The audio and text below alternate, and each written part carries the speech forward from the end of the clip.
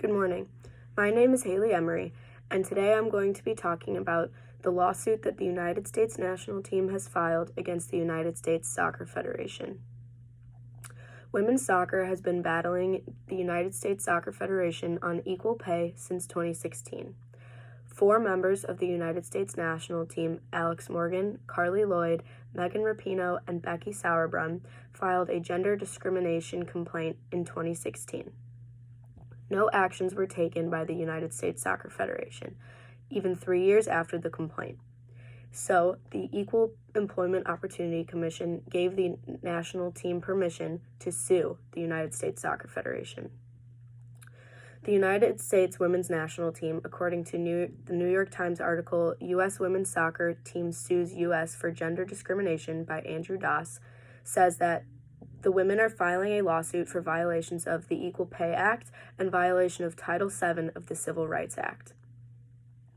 Elliot McLaughlin of CNN writes in the article, World Cup in hands, U.S. women's soccer team moves to battle equal pay, that between 2014 and 2017, the women say that they were forced to play on artificial turf for 12 of their 62 games at home, compared to the men only playing 1.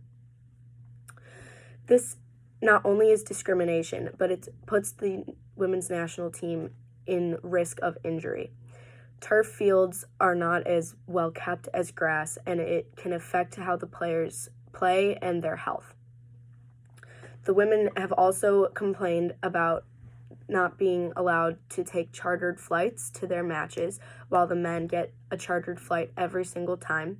The United States women's team has only been on 1 flight. The United States women's team also brings attention to the fact that the United States Soccer Federation undercharges their fans to come see their games. This not only degrades the players, it also affects the market for U.S. women's soccer, as well as the revenue stream of the national team and what they are able to do with that money and where they are able to put it.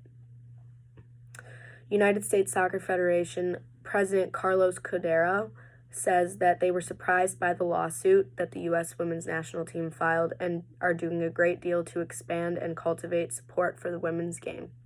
The women's national team argues that this has not been done since 3 years after their complaint. It has not gotten better, and that is why they are taking all efforts and moving to sue the national federation, because they feel that they have been pushed aside and are not as important as the men's team. In ABC article, U.S. Soccer fires back against lawsuit and says women's team has different obligations by Alexandra Svokos, says that the U.S. women's national team performs significantly better in all tournaments that they are in compared to the men. The women's national team has won many World Cup titles as well as Olympic gold medals, and the U.S. men's team has failed to win one. The United States Soccer Federation believes that the 4 players leading the battle, which were Alex Morgan, Carli Lloyd, Megan Rapinoe, and Becky Sauerbrunn, receive the same, if not more, pay than some of the players on the men's team. Although this may be true, the 4 players that are leading this battle are not in it for themselves. They are trying to represent all of women's soccer, and even players that have played on teams before, they are pushing for equal pay for all of women's soccer and all women all over the world battling their federations, their coaches, everything for discrimination that they don't deserve. In the peer-reviewed journal that I chose by Ali Jessen, it says that both the U.S. women's national team and the United States Soccer Federation agree that a large part of the pay discrepancy comes from the contracts and the structures of their contracts that they have signed. This does matter because the U.S. men's team is seen as a larger market than the U.S. women's national team, just because of the teams that are all over the world and the federations that come into that. But although the U.S.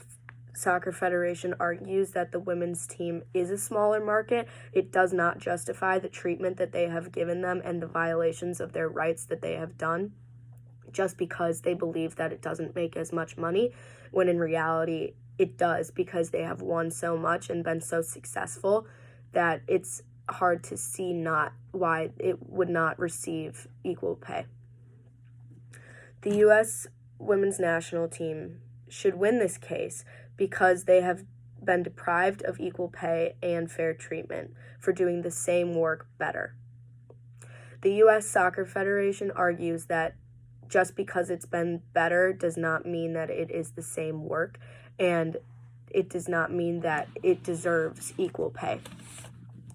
Although the Federation believes highly that the discrepancy is because of the contracts, it still does not look at the women as equal to the men, and it does not give them fair treatment. For example, the flights, the undercharged fans, it really doesn't give them the opportunity to prove that they can live up to the title that the men's team is supposed to have. And they would like to represent all women all over the world, not just even in soccer. Megan Rapinoe has given many speeches about this and shown that they're not in it for themselves. They care more about players on the national team and players who have been on the national team and other women on other national teams, and the pay that they're not receiving, the discrimination that they are receiving, and how they want to fight back, and they aren't going to stop until they see a change. Hence, 3 years after the complaint, they still decided to take the next step and got permission from the Equal Pay Commission to sue the USSF and continue their fight against the USSF. And the U.S. women's national team allegations against the USSF have really benefited them and continue to gain support from all over the world, women all over the world, these teams all over, coaches all over. It's really benefiting their team, and it's really bringing support to all women all over who would like to increase their pay because they believe that they deserve it. So, in conclusion, winning this case would help women all over the world dealing with cases like this and help give them the support to be successful. Women are constantly feeling degraded by men and discriminating because of their gender, when in reality, if they do the same work and they do it better, why can't they be as successful as the men? And why can't they receive equal rights, equal treatment, equal pay?